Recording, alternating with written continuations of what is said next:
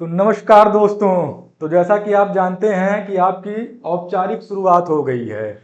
हमारे channel let's learn with Azhar पे आप लोग का स्वागत है। जैसा कि हमने आपको बता दिया था कि अब जो है औपचारिक रूप से आपके जितने भी विषय हैं अब इनकी पर डे जो है रोजाना सभी विषय की यहाँ पर क्लास चलाई जाएगी। ठीक ना। आप लोग आइए, हमारे चैनल को लाइक करिए, सब्सक्राइब करिए और अपना जो है आप लोग सुझाव देते रहिए।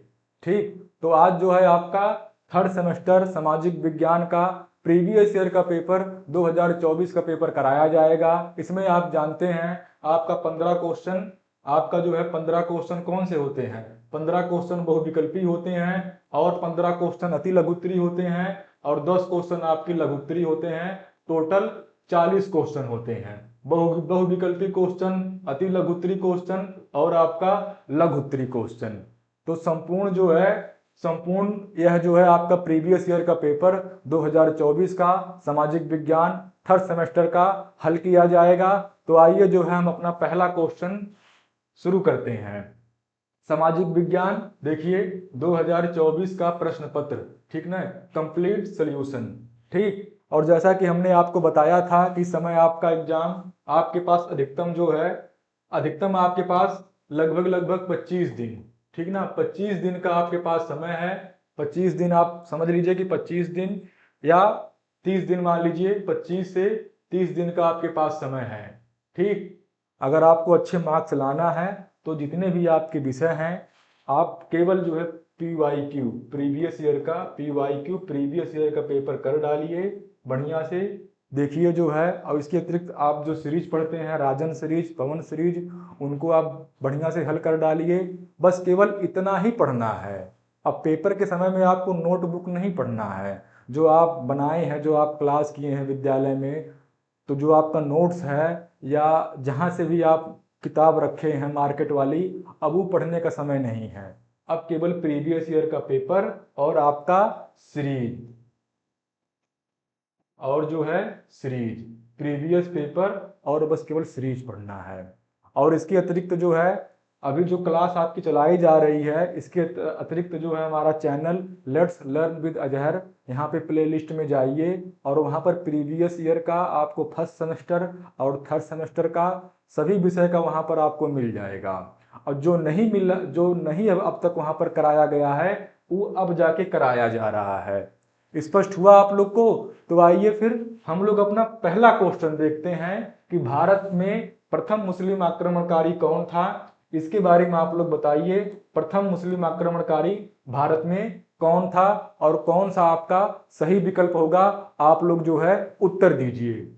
तो भारत में प्रथम मुस्लिम आक्रमणकारी का नाम मोहम्मद बिन कासिम था और कब आया था? तो 712 ईस्वी में आया था। और कहां पर आक्रमण किया था? सिंध पर आक्रमण किया था मोहम्मद बिन कासिम। ठीक ना, मोहम्मद बिन कासिम ये प्रथम मुस्लिम आक्रमणकारी था। और उस तरह अगर आप जानते होंगे कि भारत पे पहला आक्रमण विदेशी कौन था? सिकंदर था। सिकंदर के पहले एक नाम आता है दारा प्रथम। ठीक ना, आपने ये पढ़ा होगा सिकंदर यूनान से आया था, लेकिन यहाँ पर मुस्लिम आक्रमणकारी पूछा है। अगर इसके बाद अगर आप जानना चाहते हैं तो मोहम्मद गजनवी आया था। मोहम्मद गजनी या मोहम्मद गजनवी कब आया था? लगभग 1000 AD।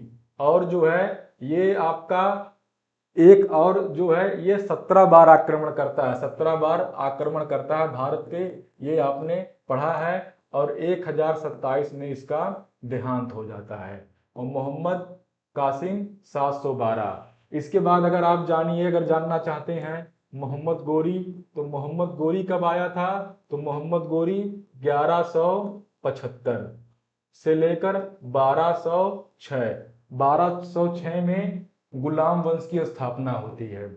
1206 में आपका गुलाम वंश यानी दिल्ली सल्तनत जो है। और पहला शासक कौन होता है? तो मोहम्मद गोरी का दास कुतुबुद्दीन ऐबक होता है। ठीक ना। एक नाम और है तैमूर।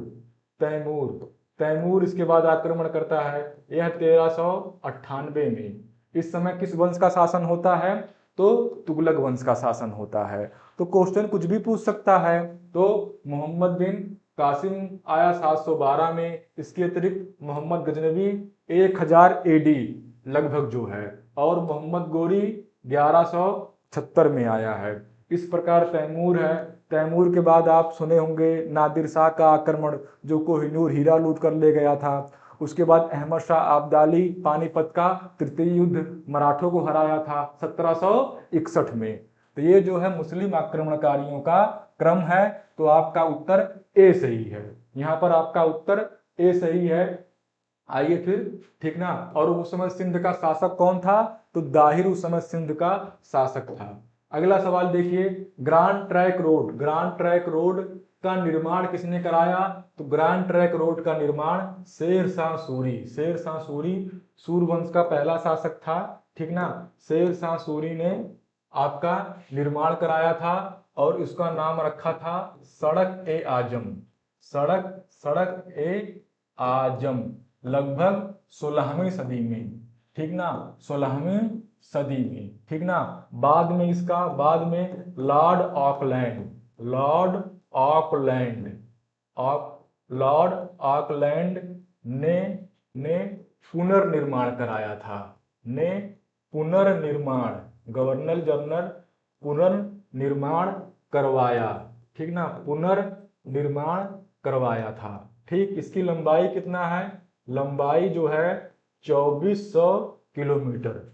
अगर इसका प्राचीनतम अगर आप साक्ष्य देना चाहते हैं तो ग्रांड ट्रैंक रोड का जिक्र जो है, इसका नाम उत्तरापथ, उत्तरापथ के रूप में भी मिलता है, ठीक ना। मतलब उसको और जो है व्यापक रूप से शेर शाह सूरी ने बनवाया था। और उत्तरापथ यहाँ पर आपका चंद्रगुप्त मौर्य ने इसका निर्माण कराया था। पहली बार निर्माण किसने कराया था? चंद्रगुप्त मौर्य ने निर्माण कराया था और उसका नाम उत्तरापथ रखा था, ग्रैंड ट्रैंक रोड का। फिर बाद में शेर शाह सूरी ने उसे और व्यापक रूप से बनवाया, ठीक ना। और वह जो है 2400 किलोमीटर तक जो है उसकी लंबाई थी। अब बाद में उसका पुनर्निर्माण लॉर्ड ऑकलैंड ने कराया था। ठीक, इस प्रकार आपका ऑप्शन सी सही है। ग्रांड ट्रैंक रोड को ही जीटी रोड बोलते हैं, ठीक ना, इसको जीटी रोड बोलते हैं, ग्रांड ट्रैंक रोड को। तो ये इसके बारे में कुछ अतीत की बातें हैं ग्रांड ट्रैंक रोड के बारे में। और आप ये भी जान लीजिए कि चंद्रगुप्त मौर्य ने 333 ईसा पूर्व, 333 ईसा पूर्व, 333 ईसा पूर्व में इसका निर्माण कराया था, ठीक ना। लेकिन इसको व्यापक रूप से बनवाने का काम शेर शाह सूरी ने किया था। स्पष्ट हुआ आप लोग का? स्पष्ट हुआ हो तो फिर आगे चलें। क्यों, आगे चलें? ठीक, आइए फिर अगला सवाल देखा जाए। अगला सवाल आपका स्थायी बंदोबस्त। स्थायी बंदोबस्त प्रणाली की शुरुआत किसने किया था? तो स्थायी बंदोबस्त प्रणाली की शुरुआत लॉर्ड क्लाइव है, ऑप्शन बी लॉर्ड कॉर्नवालिस है और सी वारेन हेस्टिंग है। तो लॉर्ड कॉर्नवालिस, ठीक ना, लॉर्ड कॉर्नवालिस स्थायी बंदोबस्त, यह आपका 1793 में स्थायी बंदोबस्त प्रणाली को लागू किया था, ठीक ना। कहां पर लागू किया था? तो ये आपका बिहार है, ठीक ना, बिहार है, अवध यानी उत्तर प्रदेश, और आपका ओडिशा, ठीक ना, ओडिशा, ठीक, इन तमाम प्रांतों में स्थायी बंदोबस्त प्रणाली को लागू किया गया था। यही इसी प्रणाली के बाद में, इसी प्रणाली की तर्ज पर रैयतवाड़ी व्यवस्था साउथ इंडिया, कर्नाटक वगैरह के क्षेत्र में लागू किया गया था, ठीक ना। तो रैयतवाड़ी, महालवाड़ी, बाद में इसी तर्ज पर उन व्यवस्थाओं को लागू किया गया था। टैक्स लिया जा रहा था किसानों से, ठीक, एक निश्चित मात्रा में टैक्स लिया जा रहा था और उसको भारतीय जमींदार वसूल कर, भारतीय जमींदार, ठीक ना, भारतीय जमींदार जो है वसूल कर अंग्रेजी शासन तक पहुंचाते थे, ठीक, एक नियत समय में एक निश्चित राशि जो है। ठीक, स्पष्ट हुआ आप लोग को? तो स्थायी बंदोबस्त 1893 में लॉर्ड कॉर्नवालिस ने बिहार, अवध और उड़ीसा प्रांतों में लागू किया था। स्पष्ट हुआ आप लोग को? आइए फिर अगला सवाल देखा जाए। अगला सवाल, भारत में अंग्रेजी शासन का संस्थापक कौन था? तो भारत में अंग्रेजी शासन का संस्थापक लॉर्ड क्लाइव था। कब स्थापना किया था? तो 1757 में अंग्रेजी शासन। और इस समय कौन सा युद्ध हुआ था? तो आपका पलासी का युद्ध, ठीक ना, पलासी का युद्ध हुआ था। और यह बंगाल से यह अपनी एंट्री करते हैं। अब बंगाल जीतने के बाद फिर जो है अगला युद्ध आपका कौन सा होता है? तो बक्सर का युद्ध होता है। अब बक्सर के युद्ध में ये किसे हराते हैं? तो मुगल शासक शाह आलम, यानी जो है मुगल सम्राट या मुगल शासक, प्लस जो है आपका अवध का नवाब, ठीक ना, अवध का नवाब और मीर कासिम, यानी जो है आपका बंगाल का नवाब, ठीक ना, बंगाल का नवाब, ये तीनों की संयुक्त सेना होती है और इसको हराया जाता है बक्सर के युद्ध में। अब बक्सर के युद्ध के बाद अंग्रेज जो है संपूर्ण भारत, ठीक ना, इनका अधिकार आपका संपूर्ण भारत पे इनका अधिकार हो जाता है, ठीक ना। और शुरुआत आपका पलासी से होती है, ठीक। और इसका संस्थापक लॉर्ड क्लाइव को कहा जाता है, इसका संस्थापक लॉर्ड क्लाइव को, ठीक ना। आइए फिर हम लोग अपना अगला क्वेश्चन देखते हैं। विलय नीति पर किसने प्रारंभ किया? विलय नीति यानी इसको प्रारंभ करने वाला कौन था? लॉर्ड डलहौजी था, ठीक ना। कब किया था? तो 1848 से 1856, ठीक ना, क्योंकि 56 के बाद यह पद समाप्त कर दिया गया और 56 के बाद एक नए पद की शुरुआत होती है, वायसराय, ठीक ना, वायसराय, ठीक ना। और भारत का पहला वायसराय कौन था? तो लॉर्ड कैनिंग, ठीक ना, लॉर्ड कैनिंग। और वायसराय क्या था? वायसराय डायरेक्ट जो है यहाँ पर क्या है, यहाँ पर बीच में डायरेक्ट ब्रिटिश पार्लियामेंट यानी महारानी जो है, ठीक ना, ब्रिटिश पार्लियामेंट या महारानी को रिपोर्ट, ठीक ना, महारानी को रिपोर्ट करेगा। और क्या था? और बीच में कंपनी का शासन, बीच में कंपनी, ठीक ना,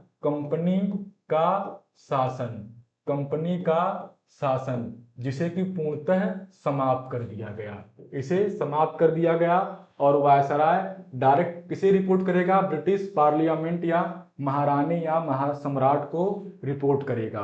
तो डलहौजी ने विलय नीति में था क्या? विलय नीति में जो है प्राकृतिक रूप से किसी राजा को गोद लेने का अधिकार नहीं रहेगा। किसी राजा को अगर संतान नहीं पैदा हुई है तो किसी राजा को गोद लेने का अधिकार, ठीक ना, गोद लेने का अधिकार समाप्त कर दिया गया। अगर प्राकृतिक रूप से अगर आपको संतान नहीं पैदा हुई है तो आप गोद नहीं ले सकते। अब बाद में आपके साम्राज्य का, ठीक ना, आपके साम्राज्य का विलय कर दिया जाएगा। कहाँ? आपके साम्राज्य का विलय ब्रिटिश भारत में, ठीक ना, आपके साम्राज्य का विलय ब्रिटिश भारत, ठीक ना, ब्रिटिश भारत में कर दिया जाएगा। इसका एक नाम और है व्यपगत सिद्धांत, डॉक्ट्रिन ऑफ लैप्स, ठीक ना, व्यपगत सिद्धांत, डॉक्ट्रिन ऑफ लैप्स, ठीक ना, व्यपगत सिद्धांत विलय नीति को, ठीक, 1848 में। इसके बाद आपका वायसराय का शासन होता है, गवर्नर जनरल, ठीक ना, गवर्नर जनरल के पद को समाप्त कर दिया जाता है। गवर्नर जनरल के पद को समाप्त कर दिया जाता है और नए पद का सृजन होता है वायसराय, ठीक ना। स्पष्ट हुआ आप लोग को? आइए अगला सवाल देखा जाए, पंपास घास के मैदान कहाँ पाए जाते हैं? तो पंपास घास के मैदान आपके दक्षिण अमेरिका में पाए जाते हैं। पंपास घास के मैदान दक्षिण अमेरिका में पाए जाते हैं, ठीक ना, पंपास घास के मैदान। ठीक, और कौन कौन से राज्य हैं? तो वहां पे आपके आपके जो है अर्जेंटीना, अर्जेंटीना, ठीक ना, अर्जेंटीना, अर्जेंटीना के अलावा आपका उरुग्वे,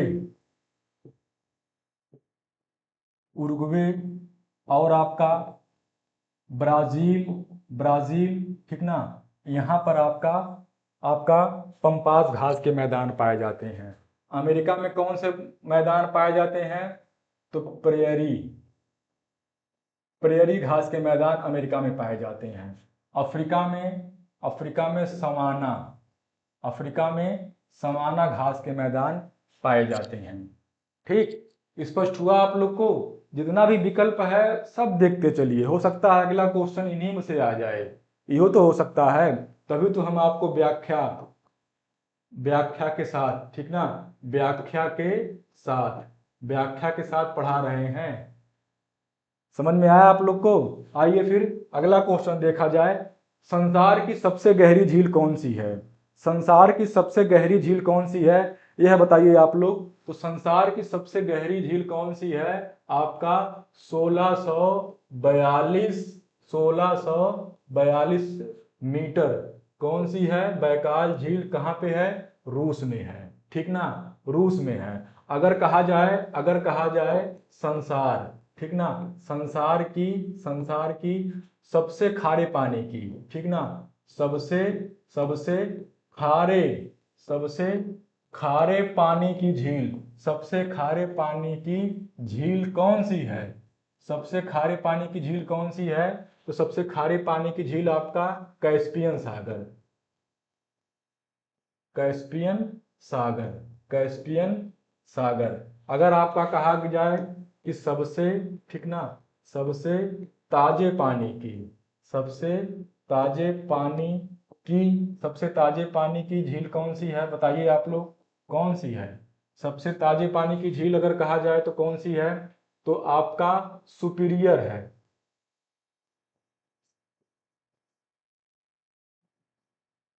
सुपीरियर झील, ठीक ना, सुपीरियर झील, सुपीरियर झील जो है, सुपीरियर झील, ठीक ना, ये किसके साथ सीमा साझा करती है? तो ठीक ना, कनाडा, कनाडा और यूएसए, अमेरिका के साथ, ठीक ना, कनाडा और अमेरिका के साथ सीमा साझा करती है। स्पष्ट हुआ आप लोग को? स्पष्ट हुआ? तो मतलब जितना भी विकल्प है सबको, अब देखिए सुपीरियर यहाँ पर दिया भी है, देखिए ना, व्याख्या के साथ पढ़ने का यही फायदा होगा, ठीक ना, सुपीरियर यहाँ पर दिया भी है। और इसके अतिरिक्त हमने कैस्पियन सागर, अगर यहाँ पर कहा जाए तो कैस्पियन सागर आपका रूस है, रूस सीमा साझा, रूस के अतिरिक्त आपका, रूस के अतिरिक्त आपका ईरान है, ठीक, ईरान, ईरान है, और आपका अजरबैजान, अजरबैजान है, और आपका, और आपका एक प्रांत है कजाकिस्तान, कजाकिस्तान है, और तुर्कमेनिस्तान,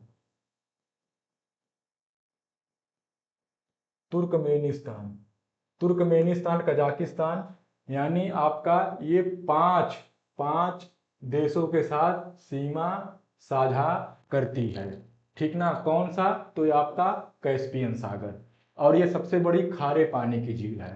ताजे पानी की कौन सा है? सुपीरियर झील है। सबसे गहरी झील, हालांकि ये भी आपका ताजे पानी की ही झील है, और सबसे गहरी झील आपने देख ही लिया कौन सी है, बैकाल झील है, ठीक, ठीक ना। अभी अगर पूछ ले कि दुनिया की सबसे खारी झील कौन सी है, तो वान झील टर्की में है। कौन सी है? वान झील टर्की है। अगर पूछा जाए कि भारत की, ठीक ना, भारत की, भारत की सबसे सबसे खारी झील कौन सी है? सबसे खारी झील तो आपका सांभर झील, ठीक ना, सांभर झील सबसे खारी झील है। और अगर कहा जाए भारत की सबसे मीठे पानी की झील कौन सी है, तो वुलर झील, ठीक ना। वुलर झील कहाँ पर है, तो ये आपका कहाँ पर है, तो J&K, जम्मू एंड कश्मीर। और ये सांभर झील ये कहाँ पर है, तो सांभर झील आपका राजस्थान, सांभर झील कहाँ पर है, राजस्थान में है। और ये वुलर झील ये आपका मीठे पानी की झील, मीठे पानी की झील, ठीक ना। चिल्का झील कहाँ है, तो ये लैगून झील है, ठीक ना। लैगून झील है और ये कहाँ पर है, ओडिशा में है, ठीक ना, ओडिशा में है, ठीक। लैगून झील है, ठीक, लैगून झील है और ये आपका ओडिशा में स्थित है। स्पष्ट हुआ आप लोग का, ठीक ना। अब आगे बढ़ते हैं, तो देखिए व्याख्या के साथ मिशिगन झील कहाँ है, तो मिशिगन झील जो है आपका ये भी यूएसए और कनाडा है। देखिए इरी है, इंटारियो है, ह्यूरॉन है, मिशिगन है और सुपीरियर है। ये 5 झीलें ये आपका कनाडा, कनाडा, ठीक ना, कनाडा, कनाडा और यूएसए के साथ आपका सीमा साझा करती हैं, ठीक। स्पष्ट हुआ आप लोग को, आगे बढ़ा जाए। क्यों बोर तो नहीं आप लोग हो रहे हैं, ठीक ना। कहाँ से बोर होंगे, पेपर का समय है। अब बोर मत होइए, अब तक तो आपने बहुत एंजॉय किया, ठीक ना। आइए फिर अगला सवाल जो है, और आपको जानकारी के लिए बताना चाहते हैं कि लेट्स लर्न विद अजहर, ठीक ना। इससे देखिए पीडीएफ अगर आपको चाहिए तो टेलीग्राम चैनल को ज्वाइन करिए, ठीक ना। आपको वहाँ पर संपूर्ण जितना भी सब्जेक्ट वहाँ पर चलाया जा रहा है सभी का पीडीएफ यहाँ पर डाल दिया जाता है पढ़ाने के बाद जो है, तो इसे आप ज्वाइन करिए, ठीक, ठीक ना। आइए फिर जो है, डिगबोई तेल क्षेत्र कहाँ है, तो ये आपका असम में है। डिगबोई तेल क्षेत्र आपका कहाँ पर स्थित है, तो यह आपका असम में स्थित है, ठीक ना। यहाँ पर आपका ऑप्शन ए सही है, ठीक ना। आइए जो है अगला सवाल, अगला सवाल देखा जाए, भारत का प्रथम परमाणु केंद्र कौन सा है, तो आपका 1969 में स्थापित हुआ है। यह आपका तारापुर में है। तारापुर कहाँ पर है आपका, महाराष्ट्र, ठीक ना। तारापुर आपका महाराष्ट्र में स्थित है। अगर कहा जाए कलपक्कम कहाँ है, कलपक्कम, कलपक्कम भी आपका परमाणु केंद्र है, तमिलनाडु, तमिलनाडु, ठीक ना। कलपक्कम तमिलनाडु में है।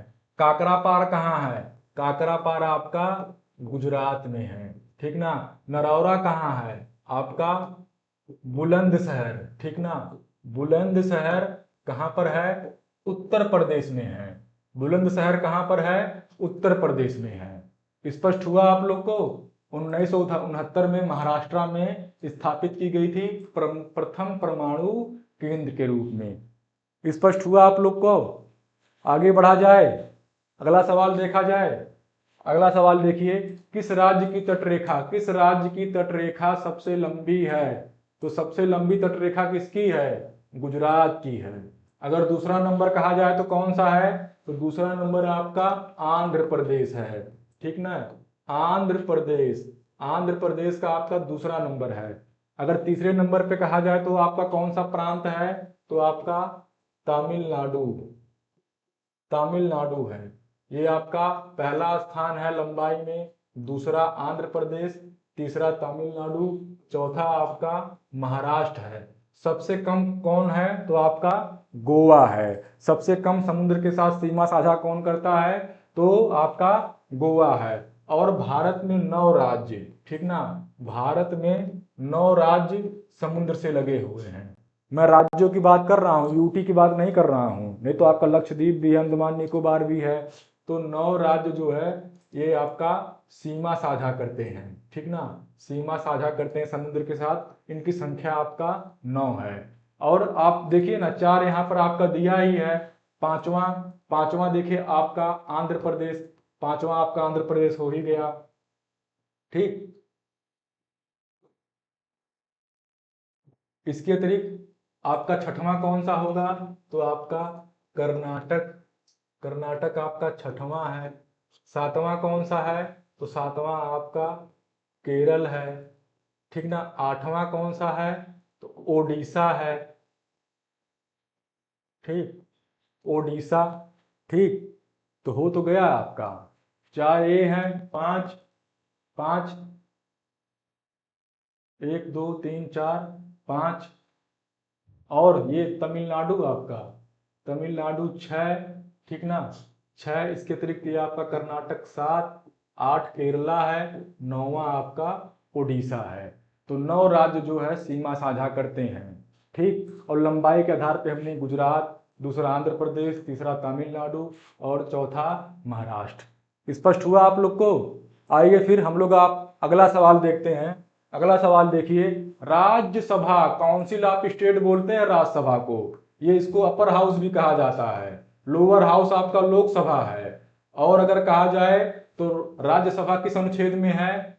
अनुच्छेद आपका आपका 79 में लोकसभा है, 79 में तो आपका पार्लियामेंट है, 79 में क्या कहा गया है? संसद, ठीक ना, संसद। और 80 में आपका लोकसभा है और 81 में राज्यसभा है, ठीक ना। अनुच्छेद, अनुच्छेद, ठीक ना, ये आपका अनुच्छेद आर्टिकल्स, 79 संसद है, 80 लोकसभा है, 80 लोकसभा है, 81, थोड़ा इसको आप देख लीजिएगा आप लोग, ठीक ना। तो राज्यसभा का सभापति कौन होता है? तो कौन होता है? उपराष्ट्रपति होता है। अभी देखिए उपराष्ट्रपति किन्होंने इस्तीफा दिया है? जगदीप धनखड़, जगदीप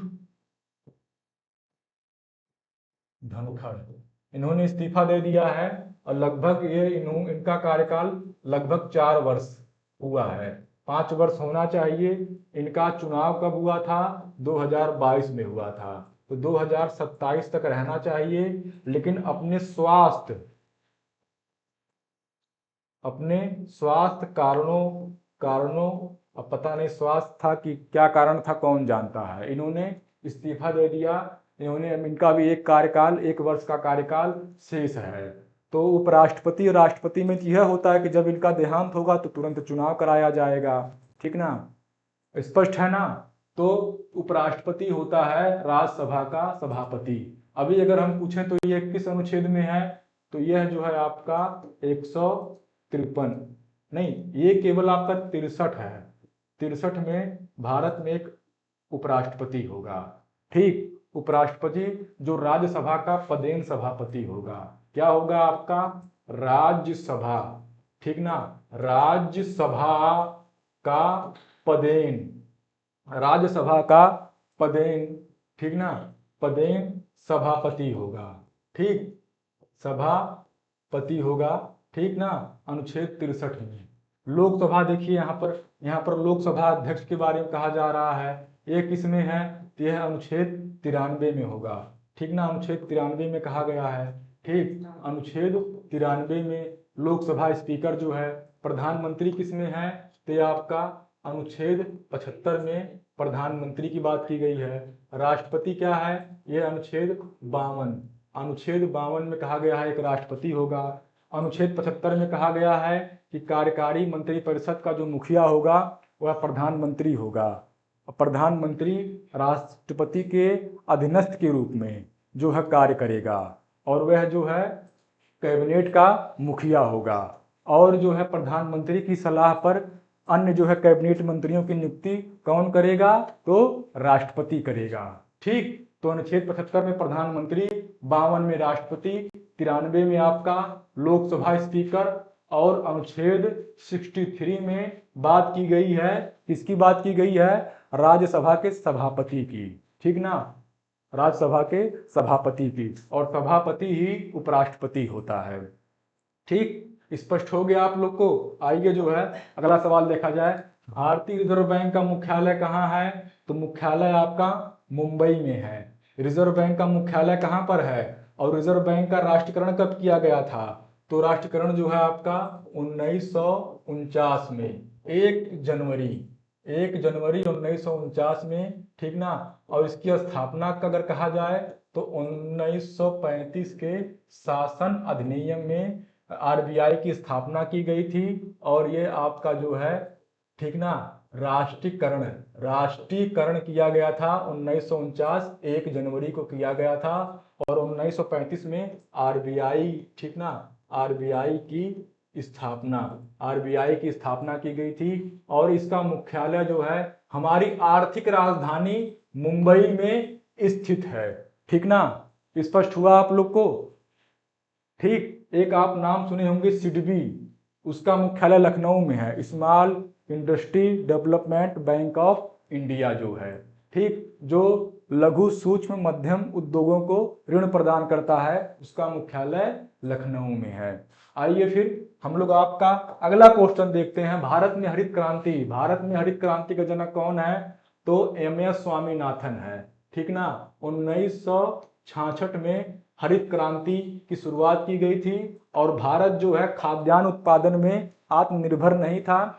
इसके बाद जो है भारत खाद्यान्न उत्पादन में आत्मनिर्भर हो गया। ठीक, स्पष्ट हुआ आप लोग को? और इसके अतिरिक्त जो है आपका पंजाब से लेकर हरियाणा, ठीक ना, हरियाणा आपका है। और उत्तर भारत में खाद्यान्न उत्पादन की क्षमता बढ़ी है, यानी रासायनिक खाद का इस्तेमाल ज्यादा मात्रा में करना, ठीक ना, रासायनिक कीटनाशक का इस्तेमाल, मिट्टी की गुणवत्ता में सुधार करना, ठीक ना, ये तमाम प्रकार का परिवर्तन किया गया और हमारी उत्पादन क्षमता बढ़ गई। और आज भारत क्या है? आज हम आत्मनिर्भर ही नहीं, दुनिया को हम निर्यात भी कर रहे हैं। ठीक ना, ये हरित क्रांति की ही देन थी। ये क्या है? ये हरित क्रांति की ही देन थी कि आज हम निर्यात भी कर रहे हैं। ठीक, स्पष्ट हुआ? आइए, और जो है विश्व स्तर पर हरित क्रांति का जनक कौन है? तो नॉर्मन, ठीक ना, नॉर्मन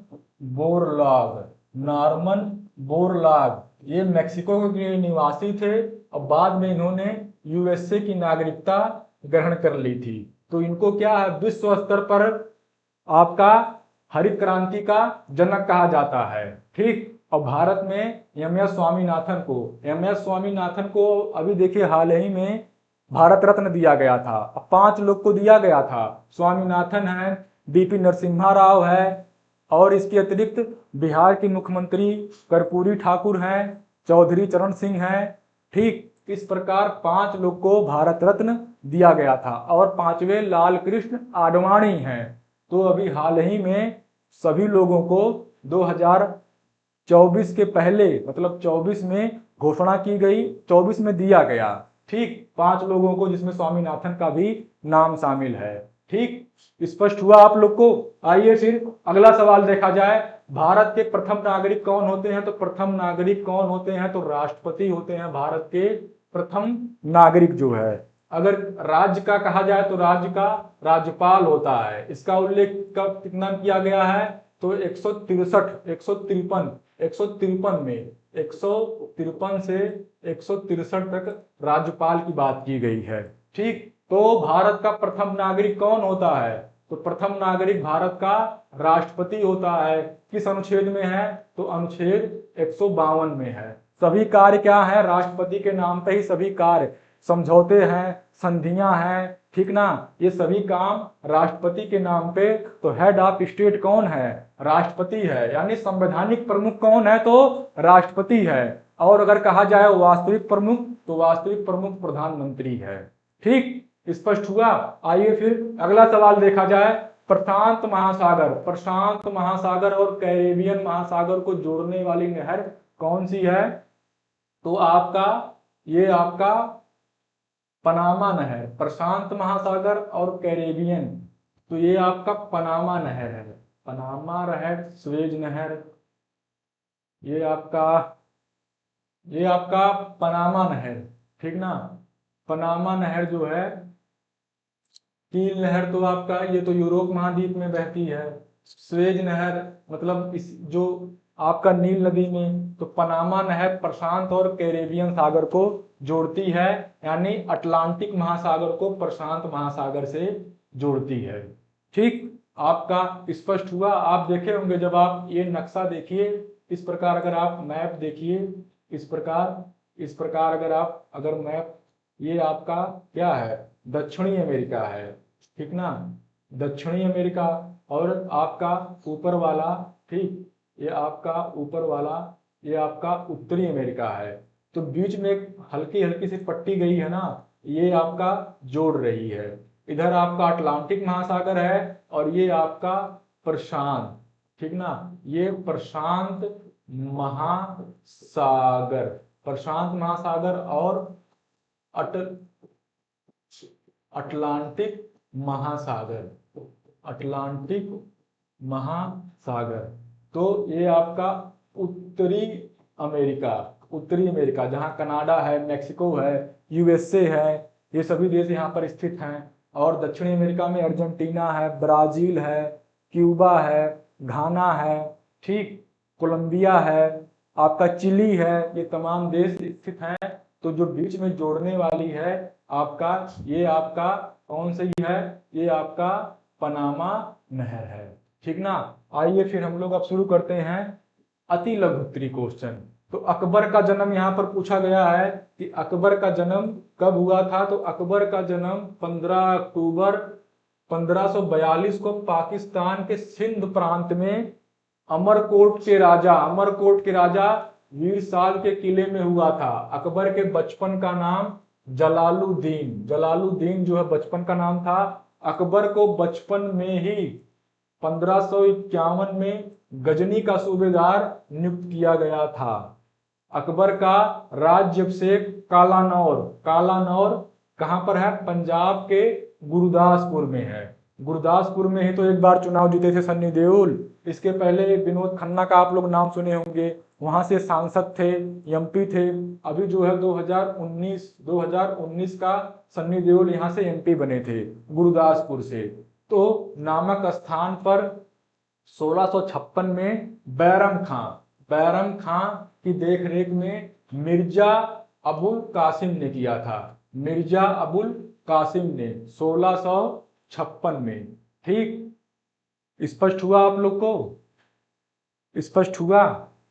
तो अकबर का जन्म आपको इतना लंबा आपको नहीं लिखना है, ये तो हम पढ़ाने के उद्देश्य से आपको बता दिए। अकबर का जन्म 15 अक्टूबर 1542 ईस्वी को पाकिस्तान के सिंध प्रांत में अमरकोट के राजा वीर साल के किले में हुआ था। बस आपको इतना लिखना है। अकबर के बचपन का नाम जलालुद्दीन था। वहां की बाद में जो है अकबर, ये इनकी उपाधि रही है। अकबर क्या है, उपाधि रही है, जनता के द्वारा दिया गया उपाधि है। तो जलालुद्दीन बचपन के नाम था। अकबर का राज्याभिषेक कालानौर पंजाब गुजरात में 1656 में हुआ था, ठीक, स्पष्ट हुआ आप लोग को। आइए अगला सवाल देखा जाए। किस मुगल शासक के काल में चित्रकला, यहाँ तो आपका जहांगीर है, ठीक ना, मुगल बादशाह जहांगीर के समय में चित्रकला का चरमोत्कर्ष हुआ। जहांगीर के काल में छवि चित्र, रूप चित्र, प्राकृतिक दृश्यों, पशु पक्षियों एवं व्यक्तियों के जीवन से संबंधित चित्र बनाने में प्रगति हुई। जहांगीर के समय में प्रमुख चित्रकार उस्ताद मंसूर, इसके अतिरिक्त जो है आपका बिशनदास, फारूक बेग, अबुल हसन, मनोहर इत्यादि का नाम का उल्लेख किया गया है। नहीं अभी तो आगे अगला सवाल देखा जाए। अगला सवाल आपका, ठीक, अगला सवाल देखिए। आइए आप लोग जो है स्पष्ट हुआ। तो जहांगीर, ठीक ना, अगर यही सवाल पूछ ले, यहाँ तो चित्रकला पूछा है, अगर पूछ ले स्थापत्य कला का स्वर्ण युग किसके काल में है, तो आपका वहां पर कौन तब नाम आ जाएगा, शाहजहां, लाल किला, ताजमहल, ठीक ना, तमाम इमारतों का निर्माण, हवाई महल, राजस्थान से लेकर आगरा, दिल्ली, ठीक। तो स्थापत्य कला शाहजहां हो जाएगा। चित्रकला आपका जहांगीर के बचपन का नाम सलीम है। जहांगीर के पिता कौन थे, तो अकबर थे। नूरजहां कौन थी, तो जहांगीर की पत्नी थी। आइए जो अगला सवाल, सत्यार्थ प्रकाश नामक पुस्तक की रचना किसने की है, तो सत्यार्थ प्रकाश नामक जो है दयानंद सरस्वती ने सत्यार्थ प्रकाश की रचना की है। इनकी अन्य पुस्तकें जो है वेद भाष्य भूमिका, अद्वैत मत का खंडन, वल्लभाचार्य मत का खंडन इत्यादि। दयानंद सरस्वती ने 1875 में बंबई में आर्य समाज की स्थापना, ठीक ना, आर्य समाज, ठीक ना, आर्य समाज की स्थापना। इसका क्या उद्देश्य था कि हिंदू धर्म को पुनर्स्थापित करना, हिंदू धर्म को यानी जो हमारा सनातन धर्म है इसको पुनर्स्थापित करना, ठीक ना, की स्थापना की। और 1877 में लाहौर में आर्य समाज का मुख्यालय स्थापित किया गया। और आर्य समाज का उद्देश्य क्या था, यानी जो हमारा सनातन धर्म है इसको पुनर्स्थापित करना। क्यों? क्योंकि जो चैलेंज मिल रहा था बौद्ध धर्म से, जैन धर्म से जो चैलेंज मिला था हिंदू धर्म को, ठीक ना, तो कहीं ना कहीं उसको फिर जो है पुनर्स्थापित करना। जो प्रभाव बौद्ध धर्म का, जैन धर्म का ज्यादा बढ़ गया था और बाद में अंग्रेज आए तो ईसाई धर्म, जो इनका प्रभाव ज्यादा बढ़ गया था, तो उनके प्रभाव को कम करने के लिए सनातन परंपराओं को पुनर्स्थापित करना। ठीक, स्पष्ट हुआ आप लोग का। आइए जो है अगला सवाल देखा जाए।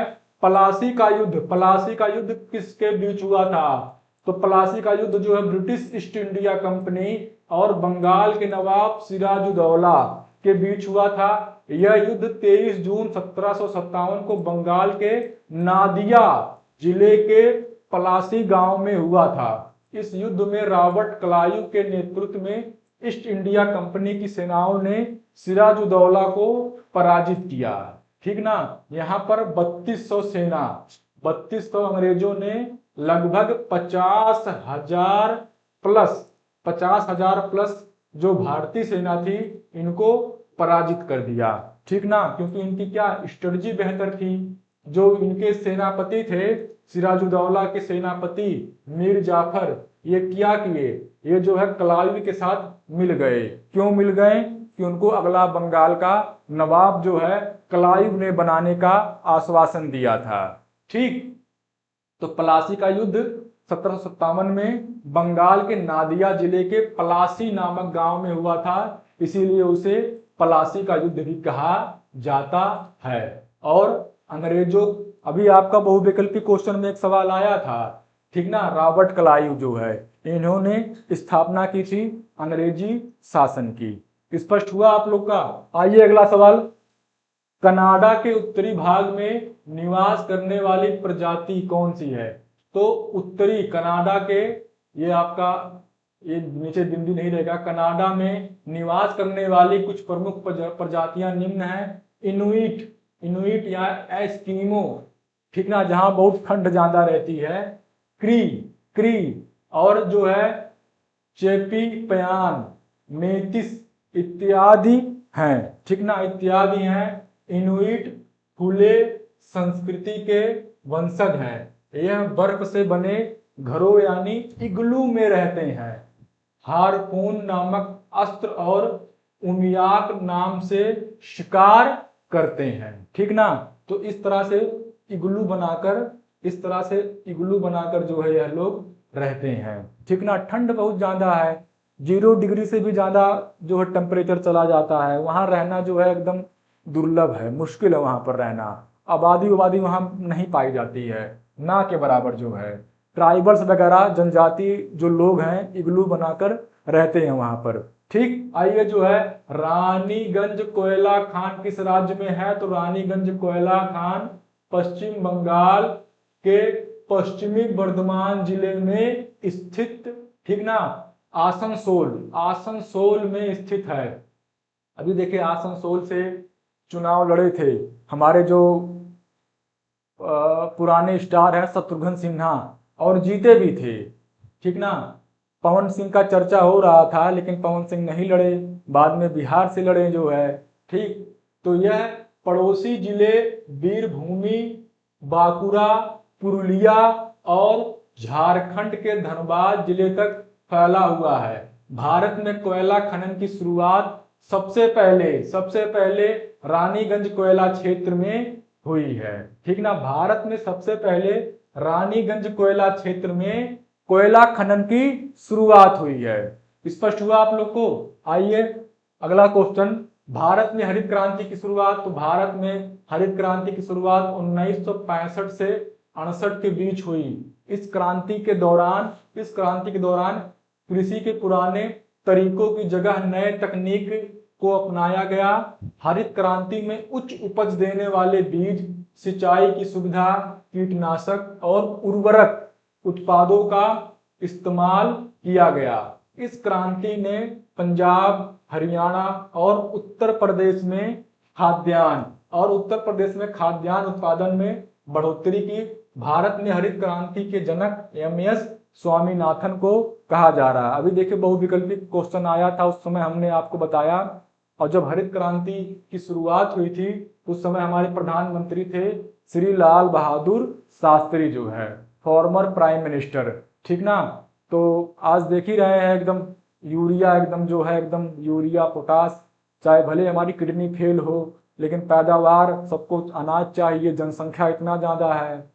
और इसीलिए देखिए अधिक से अधिक कीटनाशक और यूरिया का प्रयोग से हमारे शरीर पर भी नकारात्मक प्रभाव पड़ रहा है, लेकिन पैदावार भी जरूरी है। तो मिट्टी की गुणवत्ता, उच्च उपज देने वाली जो फसल है यानी बीज है, इसके अतिरिक्त आपका उर्वरक है, कीटनाशक दवाएं हैं, सिंचाई है और उच्च उपज देने वाले बीज है, इनका प्रयोग करके हरित क्रांति से हमने क्या है, फसलों की पैदावार को बढ़ाया है, ठीक ना। और विश्व स्तर पर हमने आपको बता दिया, नॉर्मन बोरलाग जो मेक्सिको के निवासी थे और बाद में यूएसए की नागरिकता इन्होंने ग्रहण कर लिया था, ठीक। और उनको जो है नोबेल पुरस्कार मिला है, नॉर्मन बोरलाग को, ठीक। स्पष्ट हुआ? आइए जो है अगला सवाल देखा जाए, उपराष्ट्रपति राज्यसभा में कितने सदस्यों को मनोनीत कर सकता है? तो उपराष्ट्रपति नहीं, राष्ट्रपति राज्यसभा को, ठीक ना। अनुच्छेद 80 राज्यसभा की अधिकतम संख्या 250 निर्धारित की गई है, जिसमें 12 मेंबरों को राष्ट्रपति द्वारा मनोनीत किए जाते हैं और 238 मेंबर राज्यों और केंद्र शासित प्रदेशों के प्रतिनिधि होते हैं, यानी जनसंख्या के आधार पर। जैसे यूपी में सबसे अधिक जनसंख्या है तो यहाँ से 31 लोग सबसे अधिक चुनकर जाते हैं राज्यसभा में।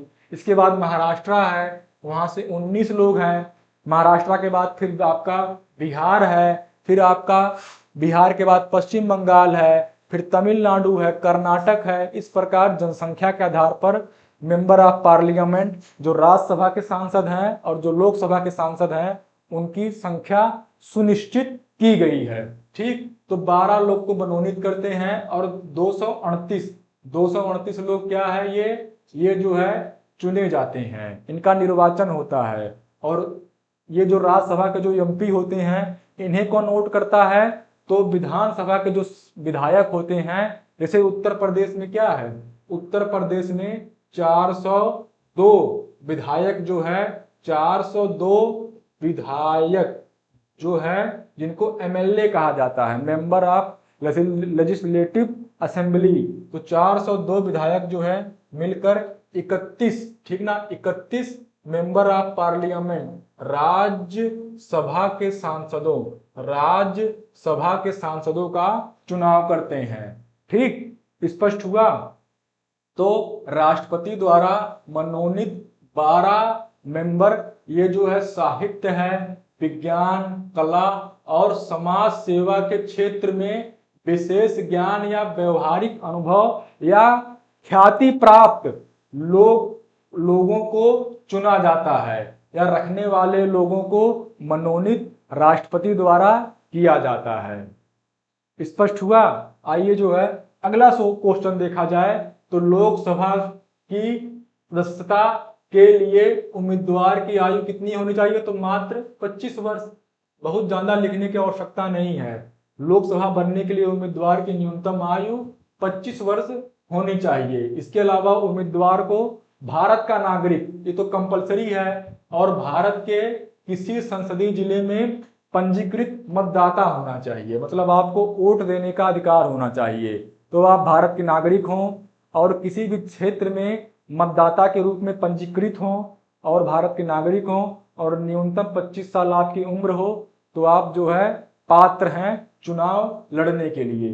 ठीक, अगला सवाल, क्षेत्रीय ग्रामीण बैंक की स्थापना कब हुई है? तो क्षेत्रीय ग्रामीण बैंक की स्थापना सितंबर 1975 को जारी अध्यादेश और क्षेत्रीय ग्रामीण अधिनियम 1976 के प्रावधान के तहत 1975 में की थी, जिसका उद्देश्य ग्रामीण क्षेत्र में कृषि, व्यापार, वाणिज्य, उद्योग इत्यादि गतिविधियों के विकास के लिए सीमांत किसानों, कृषि मजदूरों, कारीगरों को ऋण और अन्य सुविधाएं उपलब्ध कराना, इसका मूल उद्देश्य था क्षेत्रीय ग्रामीण बैंक की स्थापना जो है। ठीक, स्पष्ट हुआ।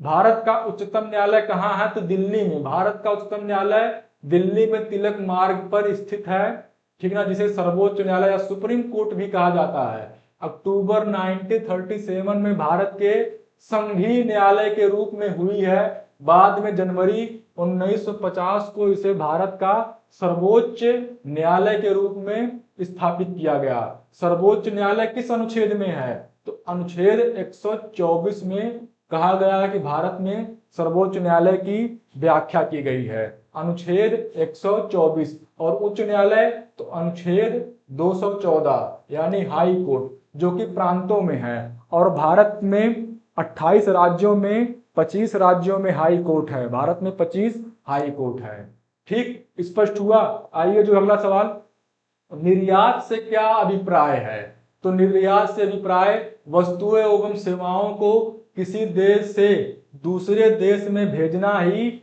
निर्यात कहलाता है। निर्यात से अर्थव्यवस्था को मजबूती, रोजगार के आधार और घरेलू उद्योगों को बढ़ावा और विदेशी मुद्रा का प्रवाह, यानी जो अंतरराष्ट्रीय जो मुद्रा है हमारे पास ज्यादा मात्रा में आएगी, जैसे डॉलर जो है, फिर चीन का युआन है, जापान का येन है, ठीक ना, और यूरोपीय देशों में पाउंड चलता है। ठीक, हमारे पास अधिक मात्रा में आएगा। ठीक, तो अपनी वस्तुओं को दूसरे देश में बेचना ही निर्यात होता है। ठीक ना। एक्सपोर्ट इंपोर्ट, राजस्व से आप क्या समझते हैं? राजस्व से तात्पर्य सरकार द्वारा किसी अवधि में प्राप्त की गई कुल आय से, दूसरे शब्दों में राजस्व वह आय है जो एक उद्यम को अपने समान व्यावसायिक गतिविधियों से प्राप्त होती है, उसे हम राजस्व कहते हैं। राजस्व से आपका, यानी राजस्व से तात्पर्य सरकार द्वारा किसी अवधि में प्राप्त की गई कुल आय से है, यानी किसी अवधि में प्राप्त की गई कुल आय को राजस्व आय कहते हैं। सरकार द्वारा किसी अवधि में प्राप्त की गई आय को राजस्व आय कहते हैं। दूसरे शब्दों में राजस्व वह आय है जो एक उद्यम को अपने समान व्यवसायिक गतिविधियों से प्राप्त होता है। स्पष्ट हुआ आप लोग को? आइए अगला क्वेश्चन, नाबार्ड राष्ट्रीय कृषि और ग्रामीण बैंक, नाबार्ड की स्थापना 1982 को संसद के एक अधिनियम के जरिए की गई थी। नाबार्ड की स्थापना का उद्देश्य कृषि और ग्रामीण विकास को संधारणीयता और समानता के आधार पर बढ़ावा देना। नाबार्ड का मुख्यालय कहाँ है? तो नाबार्ड का मुख्यालय आपका मुंबई में है। ठीक ना। 1982 को संसद द्वारा इसकी स्थापना की गई थी और इसका उद्देश्य क्या है? कृषि और ग्रामीण विकास, ठीक ना, ग्रामीण विकास को संधारणीय और समानता के आधार पर बढ़ावा देना। ठीक, ये है नाबार्ड का उद्देश्य। ठीक ना। संसार के सबसे छोटे महाद्वीप का नाम, तो ऑस्ट्रेलिया संसार का सबसे छोटा महाद्वीप है जो पूरी तरह दक्षिणी गोलार्ध में स्थित है। यह चारों ओर महासागरों और समुद्रों से घिरा हुआ, इसे द्वीपीय महाद्वीप कहा जाता है। जैसे आपका ये है ना, ये आपका ग्लोब है, ये आपका विषुवत रेखा, फिर ऊपर आपका कर्क रेखा और मकर रेखा, ये अंतरराष्ट्रीय मानक रेखा, तो यहाँ आपका ऑस्ट्रेलिया स्थित है। ठीक ना। अगला सवाल, मुगल साम्राज्य के, आपका लघुत्तरी सवाल है, मुगल साम्राज्य के पतन के कारणों की समीक्षा कीजिए। मुगल साम्राज्य के पतन में कोई एक कारण उत्तरदायी नहीं था, अपितु कई कारणों से मिलकर इसके पतन में योगदान। पहला क्या है, सबसे अधिक योगदान किसका है, तो औरंगजेब का है, यानी औरंगजेब का उत्तरदायित्व या औरंगजेब की धार्मिक और कट्टर नीतियां। इसके अतिरिक्त दरबार में गुटबंदी, मुगल अभिजात वर्ग का पतन, यानी जो मुगल कुलीन वर्ग थे उनका पतन। इसके अतिरिक्त उत्तराधिकार का प्रतिकूल नियमन, ठीक ना, या नियम ना होना उत्तराधिकार का, ठीक ना, प्रतिकूल नियम ना होना, ये कहा जा रहा है। इसके अतिरिक्त मराठों का उत्थान, सैनिक दुर्बलता और आर्थिक दिवाला यानी शाहजहां ने सबसे अधिक इमारतें बनाई, पूरा राजस्व खाली हो गया। ताजमहल है, लाल किला है, आगरा का ताजमहल है, आगरा का किला है, ठीक ना, तो राजस्व जो है खाली हो गया। और नादिर शाह और अहमद शाह आब्दाली के आक्रमण। इस प्रकार कहा जा सकता है कि मुगल साम्राज्य अपनी आंतरिक दुर्बलताओं तथा बाह्य कारणों धीरे धीरे समाप्त हो गया, परंतु इसके पतन का प्रमुख कारण योग्य उत्तराधिकारी का अभाव, यानी औरंगजेब के बाद योग्य उत्तराधिकारी ना होने से सबसे अधिक जो है यहाँ पर प्रभाव पड़ा है। भारत में यूरोपीय शक्ति के आगमन का क्रम का वर्णन कीजिए।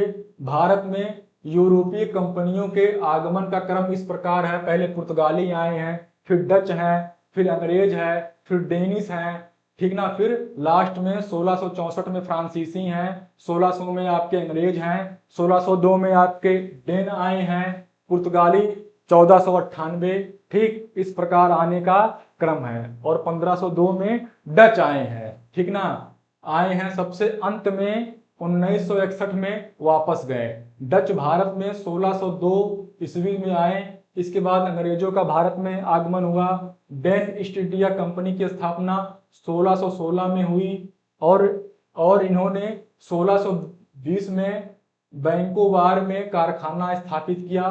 फ्रांसीसी यूरोपीय कंपनियों की तुलना में भारत में देर आए तथा इन्होंने 1659 में सूरत में पहला कारखाना खोला, ठीक ना, स्पष्ट हुआ। तो भारत में आने का क्रम आपने देख लिया, पुर्तगाली, डच, फिर अंग्रेज हैं, फिर डेनिस हैं, फिर फ्रांसीसी हैं, ठीक ना, और सबसे पहले 1498 में पुर्तगाली आए थे, ठीक। और इसके अतिरिक्त जो है यहाँ पर देखिए, ठीक ना, इसके बाद अंग्रेज भारत में आए। तो अंग्रेजों का हमने आपको बता दिया, ये 1600 में ईस्ट इंडिया कंपनी आई थी, ठीक ना, 1498 में पुर्तगाली, 1498 में आपके पुर्तगाली आ गए थे पहले, फिर दूसरे पे आपके 1502 में आपके कौन से डच आए थे, फिर तीसरा 1600 में आपके अंग्रेज आ गए थे, फिर चौथे में डेनिस यानी डेन, और उसके बाद पांचवें कौन है, फ्रांसीसी, ठीक ना, फ्रांसीसी आए हैं। ये कब आए हैं, ये 1664 में आए हैं। तो इस प्रकार ये देखिए आने का क्रम है, ये आपका 1600, इनका आने का क्रम कौन सा है, सबसे अंत में 1602, हाँ ये तो 1602 है, 1602, ठीक ना, और अंत में 1664 में फ्रांसीसी। सबका हो गया ना, सबका आपने देख लिया, ठीक।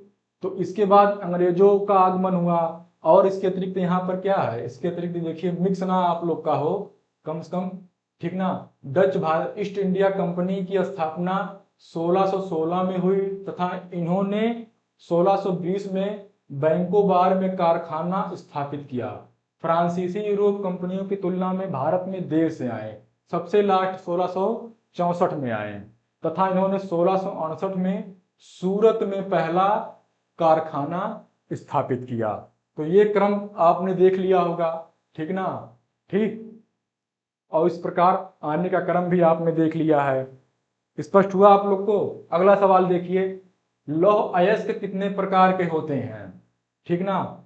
और देखिए जो आपका अति लघुत्तरी क्वेश्चन होता है ना, उनका तो केवल अगर एक लाइन में आप जवाब दे रहे हैं फिर भी आपको पूरा उत्तर मिलेगा, लेकिन ये जो है आपका लघुत्तरी जो है ये 50 से 70 शब्दों में 70 शब्दों में इसका उत्तर देना है। ठीक, और वहां पर तो केवल अगर आप एक अगर शब्दों में, जैसे एक क्वेश्चन आया था लोकसभा का एमपी बनने के लिए कितनी उम्र चाहिए, तो मात्र 25 वर्ष। ठीक ना, बस अगर आप इतना लिख दें बस आपका काम हो गया। वो तो हमने आपको व्यापक रूप से समझाने के लिए उतना बताया है, मात्र 25 वर्ष। इसके अतिरिक्त जो है यहाँ पर भारत का नागरिक हो और मतदाता के रूप में पंजीकृत हो भारत के किसी भी क्षेत्र में, बस इतना ही। तो लौह अयस्क कितने प्रकार के होते हैं, लौह धातु की उपयोगिता बताइए। तो पृथ्वी पर 4 प्रकार, पृथ्वी पर 4 प्रकार के लौह अयस्क पाए जाते हैं, मैग्नेटाइट, हेमेटाइट, ठीक ना, लिमोनाइट और सीडेराइट। 4 प्रकार। जैसे आपने कोयले का देखा है ना, एंथ्रेसाइट कोयला, बिटुमिन कोयला, पिट कोयला और लिग्नाइट कोयला। सबसे अधिक उच्च गुणवत्ता का कोयला कौन सा होता है, एंथ्रेसाइट होता है। ठीक, इसी प्रकार मैग्नेटाइट, हेमेटाइट, लिमोनाइट और सीडेराइट। सबसे अधिक लौहांश की मात्रा जो है मैग्नेटाइट में होती है। लगभग कितना होती है, लगभग आपका 80 से आपका 85%। ठीक ना, लौहांश की मात्रा क्या है, लौहांश, लौहांश की मात्रा, इसमें लौहांश की मात्रा ज्यादा है तो ज्यादा उच्च गुणवत्ता का है। इसके बाद आपका हेमेटाइट, यहाँ पर जो है आपका लगभग जो है 70 से 75% जो है लौहांश की मात्रा होती है। इसके बाद जो है आपका 60 से 65% आपका होता है लिमोनाइट में, और सीडेराइट 50 से 45%। ठीक ना, तो लौहांश की मात्रा के आधार पर इनकी गुणवत्ता का विभाजन किया गया है। स्पष्ट हुआ आप लोग को। तो लौह धातु की उपयोगिता निम्नलिखित है। तो स्वाभाविक है, इमारतें हैं, पुल हैं, रेलवे बनाने में लौह धातुओं का प्रयोग किया जाता है। लौह अयस्क से पिग आयरन, भलवा लोहा बनाया जाता है, जिसका इस्तेमाल इस्पात बनाने में किया जाता है। पर्यावरण के लिए फायदेमंद लौह अयस्क को रिसाइकिल करके पर्यावरण को फायदा पहुंचाया जाता है। यानी रिसाइकिल यानी उसका पुनर्चक्रण, उसका क्या है, उसका पुनर्चक्रण, ठीक ना, करके। तो ये क्या है, लोह की उपयोगिता आपने देख लिया। और इसके अलावा 4 प्रकार का लोहा और कितना % लौहांश की मात्रा पाई जाती है, इस प्रकार उसकी गुणवत्ता का वर्गीकरण किया गया है। स्पष्ट हुआ। आइए फिर जो है अगला क्वेश्चन आपका, खनिज संसाधन के आर्थिक महत्व का सविस्तार वर्णन कीजिए। खनिज संसाधन पर प्राकृतिक रूप से पाए जाने वाले भौतिक पदार्थ होते हैं, इनका आर्थिक महत्व निम्नलिखित है। खनिजों से कई तरह के ऊर्जा स्रोत मिलते हैं, जैसे कि आपका कोयला, पेट्रोलियम और प्राकृतिक गैस। इनका इस्तेमाल ताप विद्युत उत्पादन, ऑटोमोबाइल इंजन, सिंथेटिक रबर बनाने में किया जाता है। खनिज संसाधन के आर्थिक महत्व, तो कोयला, पेट्रोलियम और प्राकृतिक गैस से इनका इस्तेमाल ताप विद्युत, यानी कोयले से ही हमारा ताप विद्युत संयंत्र चल रहा है। ऑटोमोबाइल यानी जो हमारे गाड़ियों के पार्ट्स बन रहे हैं, ठीक ना, और सिंथेटिक रबर बनाने में किया जाता है। ठीक, और इसके अतिरिक्त जो है खनिजों से कई तरह के मूल्यवान पत्थर भी मिलते हैं, जैसे कि हीरा है आपका, ठीक ना, हीरा है आपका, सोना है आपका, चांदी है, ठीक ना। हालांकि ये सब तो आपका अधात्विक खनिज है। ठीक, और इसके अतिरिक्त जो है खनिजों से उर्वरक भी मिलते हैं, जैसे कि फास्फेट उर्वरक, फास्फेट नामक खनिज से मिलता है। स्पष्ट हुआ आप लोगों को। आगे बढ़ा जाए। खनिजों का आर्थिक महत्व आपने समझा। आइए जो है अगला क्वेश्चन देखा जाए। अगला क्वेश्चन, भारत की जलवायु को प्रभावित करने वाले कारकों का वर्णन कीजिए। तो भारत की जलवायु को प्रभावित करने वाले कारक निम्नलिखित हैं। तो हिमालय पर्वत सबसे बड़ा रोल है, ठीक ना। उत्तर की जो हवाएं हैं उनको रोकता है, वर्षा कराने में उत्तर भारत में सबसे अधिक जो मुख्य रोल है वह हिमालय का है। भारत को मध्य एशिया क्षेत्र से आने वाली ठंडी शुष्क हवाओं से बचाता है, ठीक ना। जेट स्ट्रीम, पश्चिम जेट स्ट्रीम और पूर्वी जेट स्ट्रीम भारत में मौसम पैटर्न को प्रभावित करते हैं। इसके अतिरिक्त तीसरा जो है, भारत 8 डिग्री नॉर्थ से 37 डिग्री अक्षांश के बीच स्थित है, जिससे यह उष्णकटिबंधीय जलवायु वाला देश है। कर्क रेखा भारत के मध्य से गुजरती है, जिसके उत्तर में उपोष्ण कटिबंधीय और दक्षिण में क्या है, उष्णकटिबंधीय। इसको हम आपको लाइए समझा देते हैं। इसको अगर समझा देंगे तो आपको बेहतर तरीके से समझ में आ जाएगा, ठीक ना। ये आपका 35 नंबर जो सवाल है, देखिए यहाँ पर जो बताया जा रहा है, ये देखिए आप अगर ग्लोब में देखिए, ठीक, तो ग्लोब में ये आपका विषुवत रेखा, ठीक ना। इसके अतिरिक्त ये आपका कर्क रेखा, ठीक ना। कर्क रेखा भारत के 8 राज्यों से जा रही है।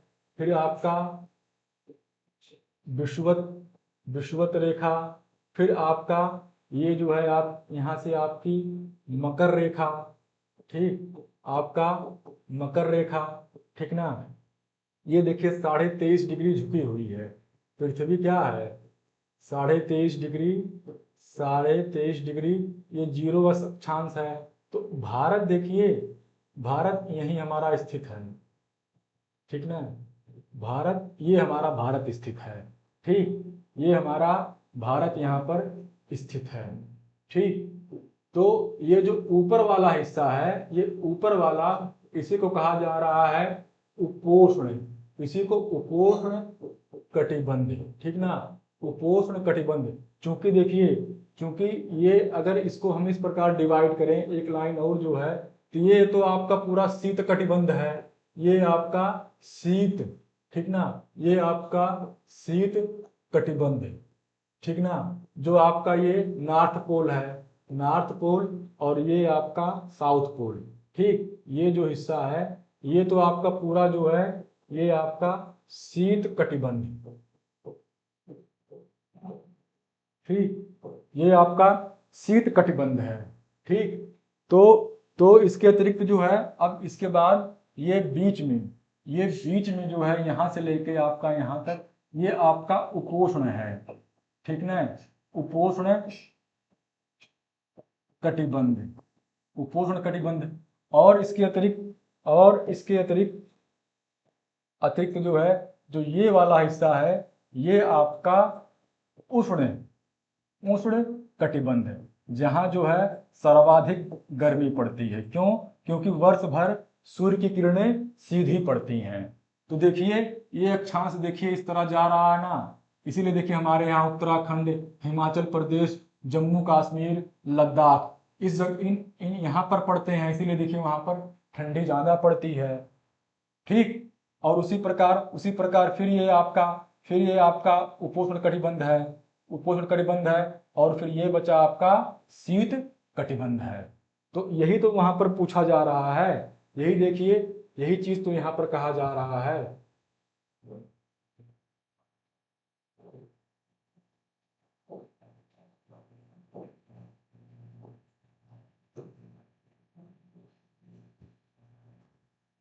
देखिए, यही तो कहा जा रहा है, यही देखिए, उपोष्ण, देखिए ये यहाँ से उष्ण जलवायु, ठीक ना, वाला देश है, और कर्क रेखा के मध्य से गुजरती है, जिसके उत्तर देखिए यहाँ पर क्या कहा जा रहा है, उत्तर को उपोष्ण कटिबंध कहा जा रहा है।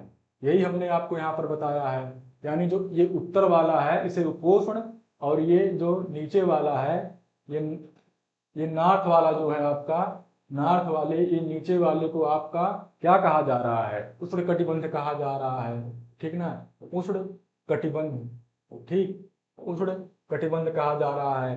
कर्क रेखा जो है भारत के 8 प्रांतों से, 8 प्रांत में आपका कौन कौन से हैं, तो आपका गुजरात है, गुजरात के बाद आपका राजस्थान है, फिर जो है आपका मध्य प्रदेश है, झारखंड है, झारखंड के अलावा आपका छत्तीसगढ़ है, इसके अतिरिक्त जो है वेस्ट बंगाल है और आपका मिजोरम है।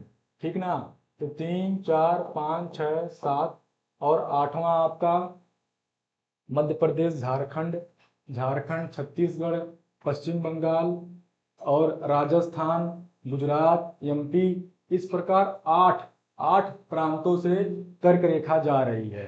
गुजरात, राजस्थान, मध्य प्रदेश, फिर आपका छत्तीसगढ़, झारखंड, पश्चिम बंगाल, मिजोरम और त्रिपुरा। ठीक, त्रिपुरा। तो 8 राज्यों से कर्क रेखा जा रही है। ठीक ना, तो आप लोग का उम्मीद है कि आप लोग का अब जो है स्पष्ट हो गया होगा। तो जलवायु को प्रभावित करने में आपका हिमालय का कितना बड़ा रोल है, जेट स्ट्रीम, और भारत जो है 8 डिग्री से 37 डिग्री नॉर्थ, 8 डिग्री से 37 डिग्री मतलब जो कहा जा रहा है, यानी जो ये अक्षांश है, ठीक ना, जो आपका ये वाला अक्षांश है, यानी आपका ये 0 हो गया, 0 के बाद आपका 15 है, 15 के बाद फिर आपका 15 के बाद 30 है, 30 के बाद फिर आपका यहाँ पर जो है 45 है, 45 के बाद 60 है। तो आप देखिए ना, आप अगर स्पष्ट रूप से अगर देखेंगे तो ये देखिए ना, ये रेखा लगभग लगभग एक बीचों बीच जा रही है, यानी 45 और 30 के बीच में।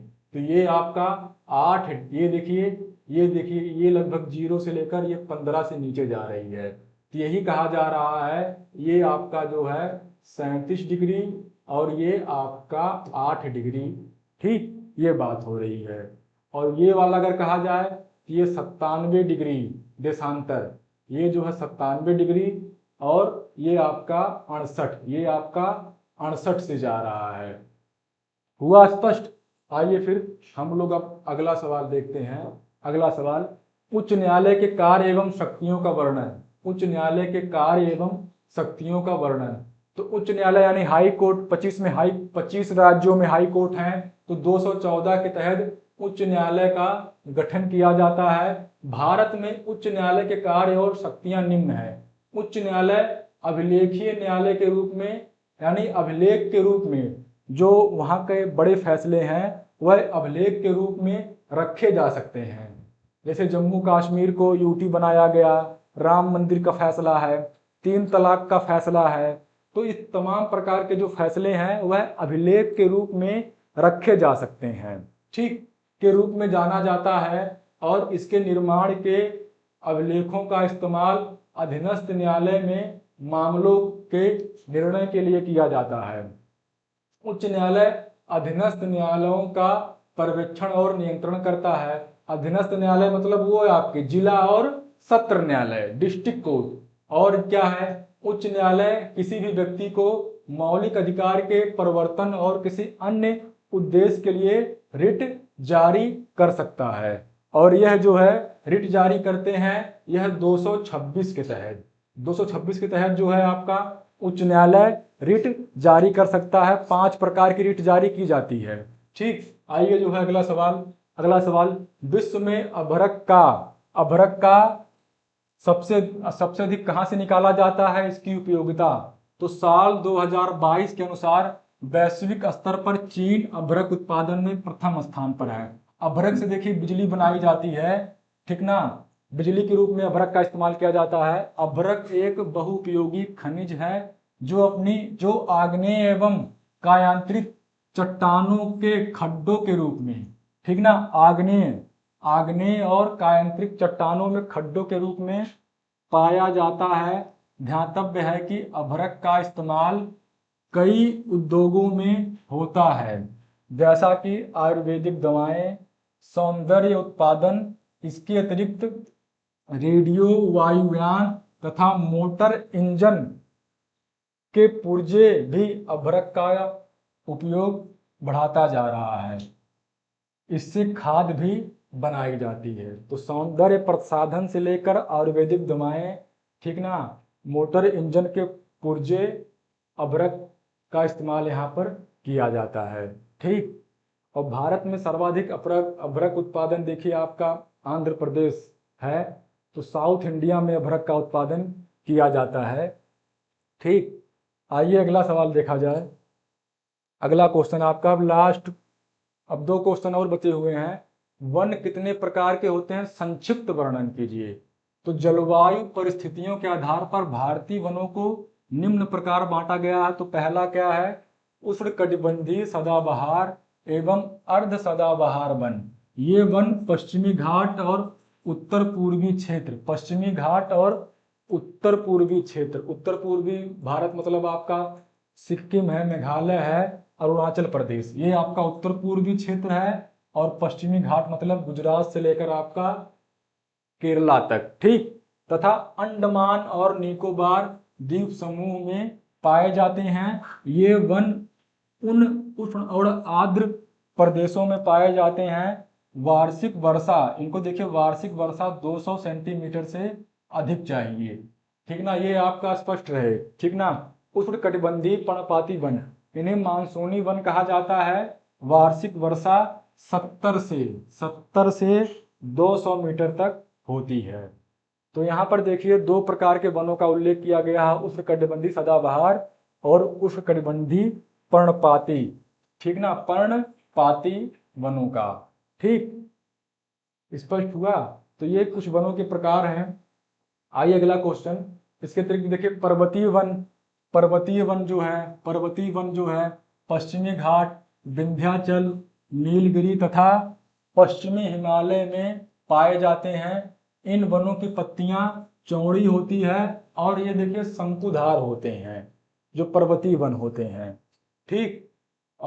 ओक, चेस्टाइन इसके उदाहरण है जो वहां पर पाए जाते हैं। और वेलांचली व अनूप वन, भारत के विभिन्न प्रकार के आर्द्र व अनूप आवास पाए जाते हैं। ये वन तटीय क्षेत्रों में पाए जाते हैं, इन्हें ज्वरीय वन भी कहा जाता है, ठीक। तो पर्वतीय वन, उष्णकटिबंधीय वन, उष्णकटिबंधीय सदाबहार और उष्णकटिबंधीय पर्णपाती, ये आपने 3 प्रकार के वनों को देखा है, ठीक ना।